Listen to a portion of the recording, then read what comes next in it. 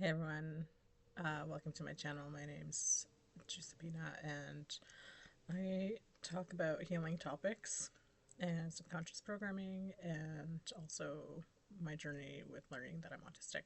Welcome to my channel. This is an impromptu video that I was doing while I was having some breakfast and some coffee, some Timmy's, if you're familiar with that. So, I'm still at my old place. The move-in date was July 1st, and my partner fully moved in on July 1st, and now I've kind of been back and forth between here and there. Uh, it was decided that I needed the extra month to transfer over my stuff and pack because I would need that, and it feels like it wasn't long enough. But I have 2 more weeks to finish everything, and I'm feeling completely overwhelmed and stuff, which is why I just went to get coffee instead of making coffee for myself this morning because the Tim Hortons is right near me. And things like that are examples of self-care. Another example is that when I got home from work yesterday, I just went straight to bed. And yesterday was a not doing anything kind of day. I went to bed and I slept for 2 hours, and then I went to bed at a decent time after that. And I got a full, like, 8.5 hours sleep last night, which I needed. All right, so today I want to talk about something interesting that I've noticed. So I know that I talk a lot about narcissistic abuse, and I have before in the past. And I know that this is something that a lot of, unfortunately, if you're wired for trauma because you grew up in that environment, unfortunately, because of our subconscious programming, we are prone to continuing those types of dynamics in our lifetime. We keep getting drawn to those people, but add to that an extra layer of being autistic and not being able to, discern cues, and just like thinking that people are like you and all this other stuff that comes into play. And so we often are with these types of people who are just not very uh, good for us, let's just say, for lack of a better, description. But I want to talk about something that I find interesting. And primarily it's about how at some point the words effeminate were placed to, you know, signify like a weakened man, or someone who is less than, or a type of man that you don't want to be with, and effeminate. Or if he's like totally into his partner, he's whipped. If you're familiar with those terms, those are the terms used back in my day. I don't know if they're used anymore. That he is whipped. The full term for that is P whipped. I'm not going to say it, but you can understand what I'm pointing at there. P whipped is the terminology for that. And then the other one is calling a guy a simp, when that is like,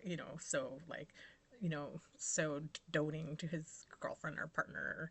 And so it's interesting to me that you're going to catch Massimo being a little spaz now behind me. This is his spaz hour.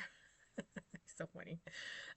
So it's interesting to me how we label people like that, and these are on purpose, right? Because it enforces that patriarchal programming when you have this idea of like men have to be a certain way, but it doesn't make a man. It doesn't make a manly man by any freaking, like, by long shot. And so it reinforces that idea of like men. Sorry, my eyes are dry and I keep getting like I don't know what's going on with my eyes, but everything like that touches them feels like someone's. I'm so sorry. It's been happening all morning, and I think it's just because it's so dry. I need some drops or something. And the minute something touches them, it feels like someone's like scratched like a rock right across my eye, and I'm just like, oh. Anyways, by the way, I'm recording this on my laptop camera, so I hope the sound is okay. The Yeti mic and proper camera are all packed away, unfortunately, so I can't use any of those things. Anyways, so when we refer to men who do these things for their partners, their wives, their, girlfriends, partners, and you just reinforce that patriarchal thing because, we think of like men don't cry, men aren't soft, men don't do chores and help around the house, and listen to their wives and all this stuff. And it's like, this is like literally just garbage. Like, and it took me like so long to understand that because I remember also the problem is like patriarchal programming is for everyone. Women and men are conditioned with these ideas, and it hurts men too, because then men have to create barriers and they don't realize like what that does to them. So men being allowed to be soft is incredibly important for them more than it is for their partners. It also benefits everyone around them, but it benefits them the most. And so I think about that a lot because, I have a partner right now who, you know, and I talk about this because obviously as a hypnotherapist and doing work to change my programming, which is something I sought out to do when I was ended my second long-term abusive relationship with a narcissist. I knew that I had to do something to change that program in me, or I would continue to date the same type of people. And I knew that I didn't want that. And so I went to work on that. And this is why I offer a program about that, the Changing Your Dating Patterns hypnotherapy program. Also, I'm going to be introducing a course for that, which will be obviously a fraction of the cost what the program is. And obviously, it's not going to have the same, benefits as the full course, but at least you can kind of go into it and have a taste of what it's like to work on your changing your programming, and that's going to be up in the fall. So if you're interested in that, you should sign up for the email, my email list, which I'll put in the comments below with this video. So I went to work on changing that, and now that I'm with somebody who is, has those traits, who is, people would refer to as like a simp or softy or like all that stuff. He's like that with me. How he is with other people, it doesn't matter, because like what matters to me, actually, how he is with other people, he's kind, he's lovely, he's very gentle and compassionate, and he's, he helps with so much. He is not afraid to be vulnerable and emotional. He is open. He is doting on me very much so. And he does things around, like he cooks. He baked scones the other day and he's like, take these to work. And I'm just like, where did you come from? He's so awesome. So honestly, he really is. I'll never like stop saying stuff like that about him. He's such a good man, and it's like, it's interesting how it's like our patriarchal conditioning. Massimo background. Massimo doesn't think he's Massimo's like, stop talking about him like that. On a side note, I just want to tell you. So I have two cats. I have Massimo and Halo. Massimo is like, I'm sure he thinks of himself as he's my boyfriend or something. They're pretty much like my babies, because I raised them when they were like not even 2 weeks old and had to bottle feed them. They were found, I don't know if you know the backstory, this is like a little side story, but they were found in like a garbage bag in a dumpster, like a litter of kittens, and I ended up fostering these two from the litter, trying to find a home for them, and that was obviously a foster fail, and now they're 12 years old. But Massimo is very affectionate, and he's bonded to me, and he is not keen on my boyfriend. Let's just say he hasn't warmed up to him, and so he's like listening to me talk about him. I love you, Massimo, it's okay. Halo, on the other hand, has like warmed up to him a lot, and he loves my boyfriend. But Massimo, he'll get used to him once they're living together. But I think that he feels like, why are you taking my woman away? He's so funny. Anyways, so now that I have someone like that in my life, it's so funny to me, like when I think about the type of people I used to date and the type of like people I used to think that were attractive to me.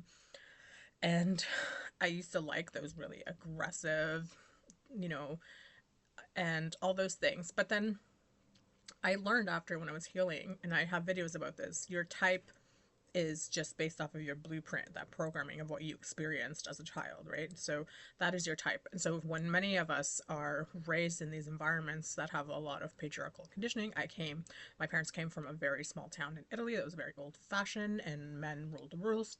My mom came here and gave up her whole life. And, my mom was more well off than my dad. She had more education. And when she came here, she wasn't allowed to work. She wasn't allowed to get her license, even though she drove and had a car in Italy. She had to stay at home. And so there's this idea of like we think about these trad wives and stuff like that. My mom was a real life trad wife. That's what trad wife is. She wasn't allowed to have her own autonomy. And so this is why I didn't date a lot. And the people that I would date were narcissists because they were like my dad. And I was that programming. It's not like I chose them on purpose. Your subconscious programming is your wiring. It is your wiring in your system, and you naturally subconsciously gravitate towards those people. And so we have trauma and programming that makes us choose people. That determines our type.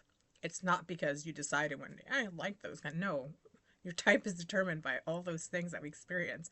When our experiences or lens of what love was like and all those things between two with people, between our parents and us and things like that. So we develop a subconscious programming, a program that is in our CPU that decides what our type is and what we're attracted to. And we're naturally drawn to those people. We might find them, we might be subconsciously attracted to them, like just like really drawn and all that stuff.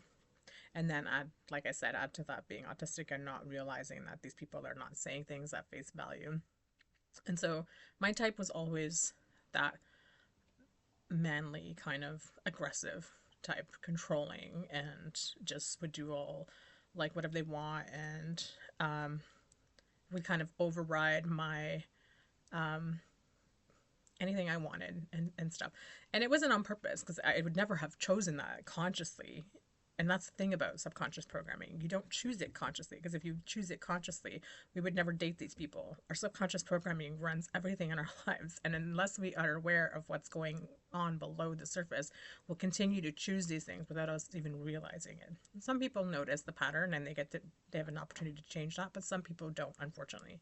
I did notice it and I stopped it dead in its tracks. I went to work really hard on that. And now I'm with someone who is, an opposite of all of that, and they're fantastic. And I think about our patriarchal programming and how it hurts everyone.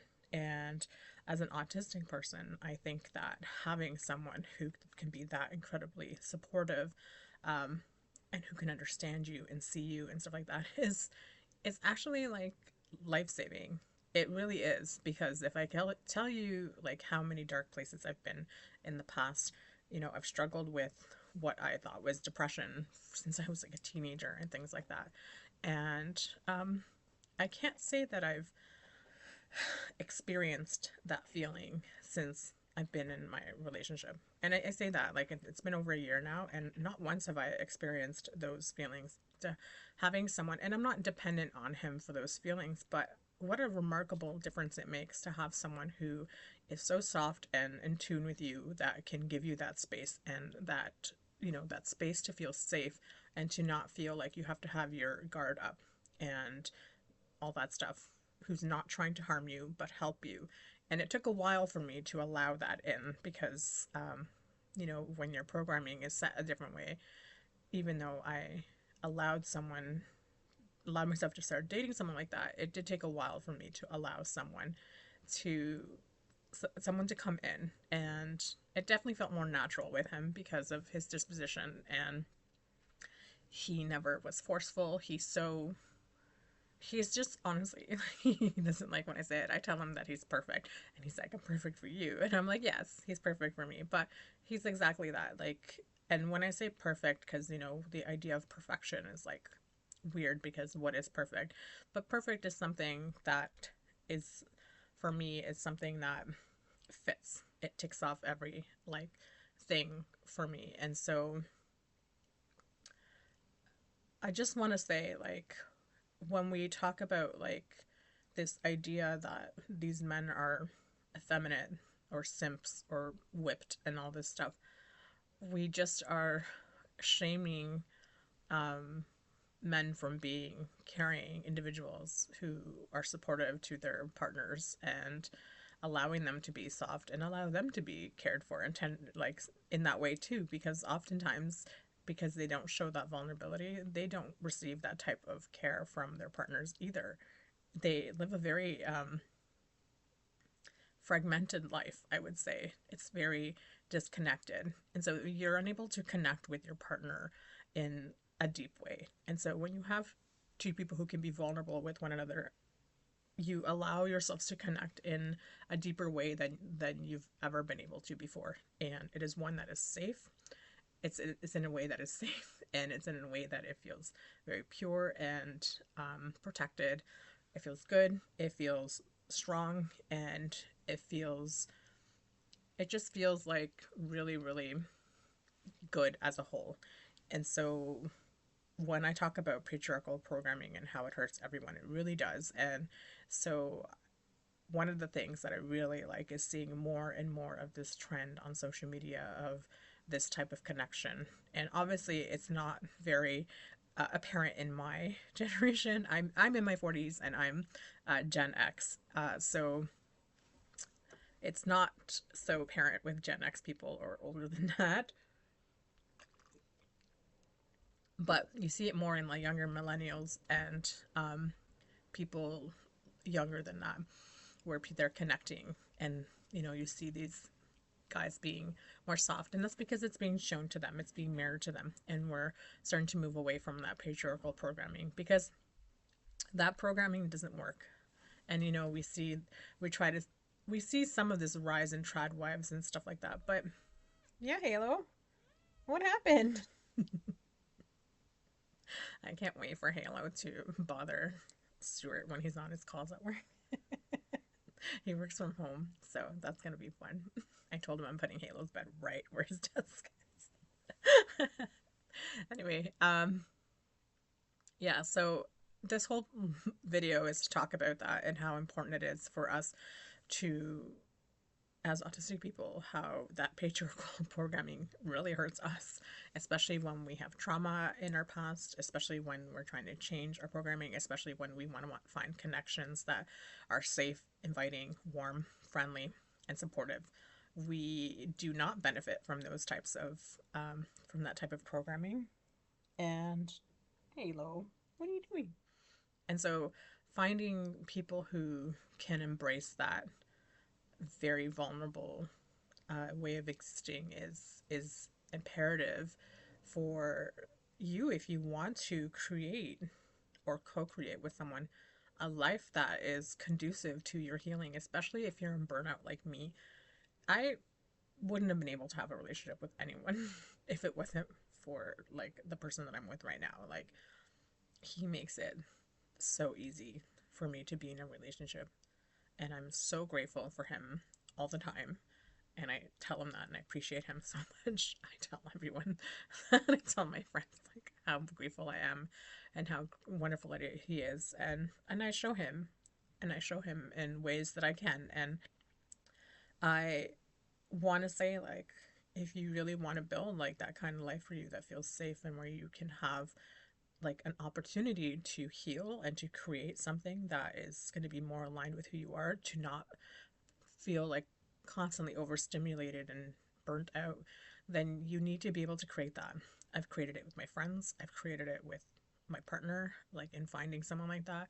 And then take your time because I was single for 10 years before I met my partner. And, and I was dating before that. I'd go on dates and meet people, and none of them even came close to like the level of that, my current partner could offer. And there's nobody that can compare to him.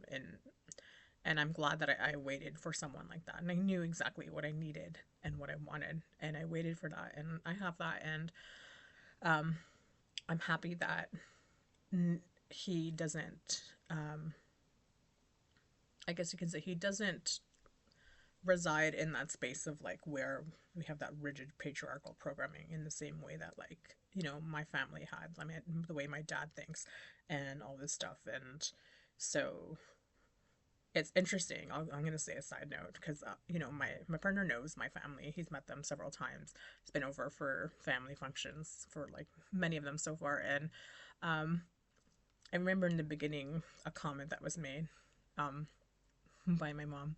And it was like, because seeing how like good he is and how nice he is to me, there was a comment made about like how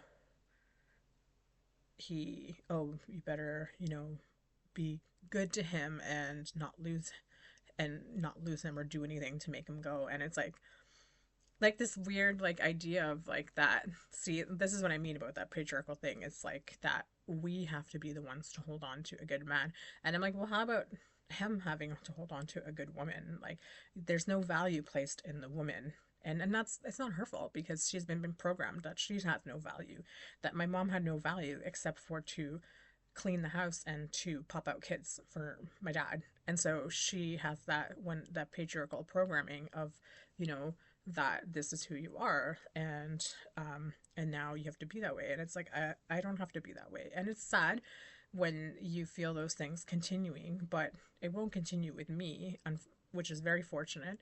Um, but it's good to see like how different the contrast is between what my life was before and what my life is now.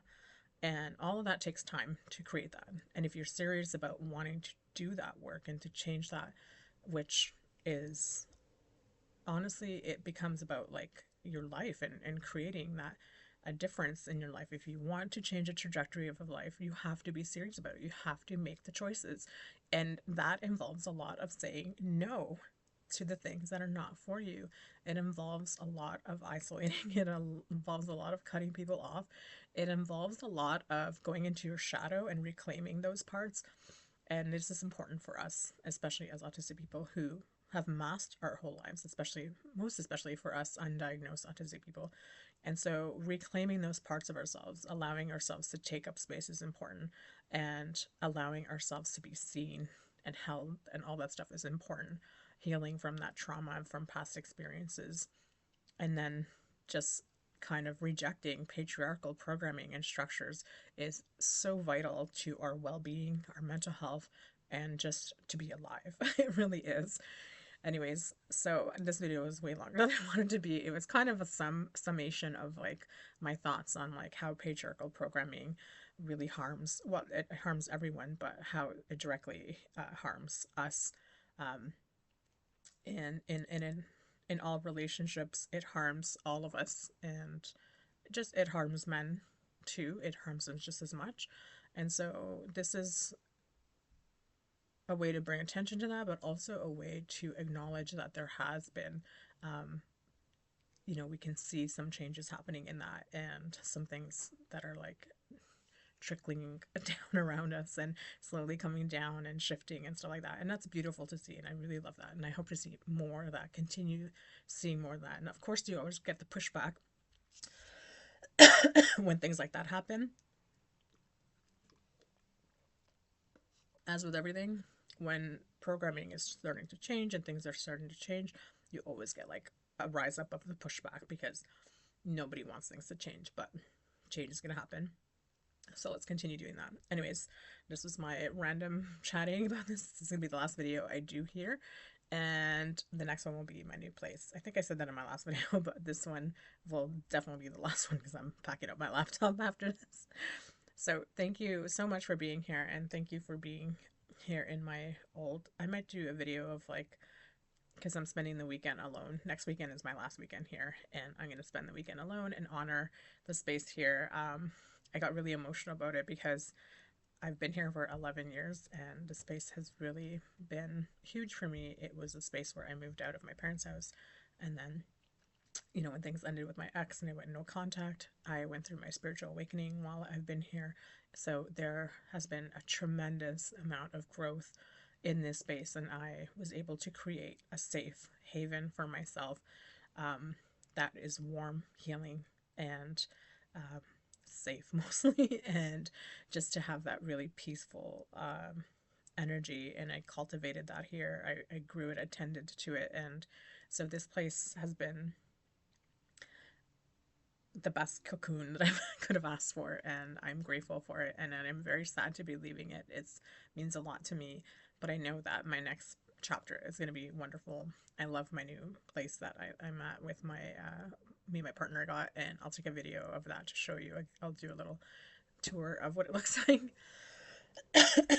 And that's pretty much it. So thank you so much for being here. Thank you for all the comments and everything. I appreciate everyone who is involved in like communicating and stuff. I really like hearing the things. I haven't responded to them, only because I've been so busy, and I'm so sorry.